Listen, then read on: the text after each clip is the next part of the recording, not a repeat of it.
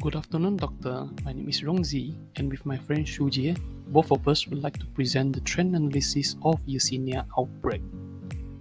For your information, the data used in this presentation is obtained from Centers for Disease Control and Prevention (CDC). According to CDC, pathogen surveillance tool lets us see how the rates of illness have changed for Yersinia. Moving on to the statistic of Yersinia outbreak from 2011 to 2021, there are a total of 3,348 infections, with 27% of them are being hospitalized.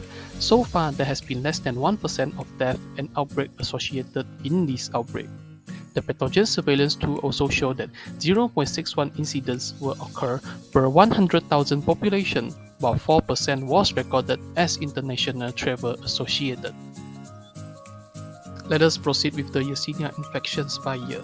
From the slide, we could see that the Yersinia infection increased dramatically from 2015 to 2017 and experienced a sudden drop from 2017 to 2018. However, the Yersinia infections will reach its peak at 2019. Moving on to the distribution of Yersinia infections, 45% of infections were caused by Yersinia enterocolitica, while another 45% of infections were caused by the species of non-speciated Yersinia. The species of not speciated Yersinia caused 4% of infections, whereas the other species caused 6% of infections. That's all from me, and I will pass it to Jie. Thank you.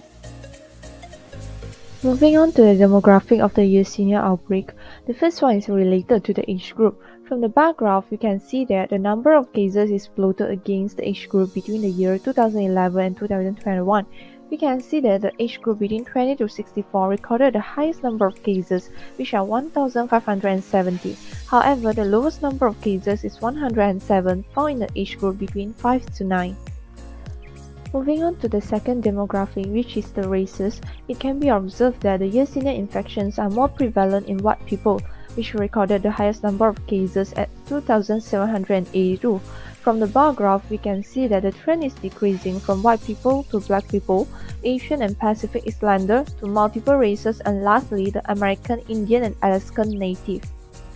For gender, it was observed that females are more prone to Yersinia infection, which allocated for 56.6% of infections, while males recorded 43.4% of infections.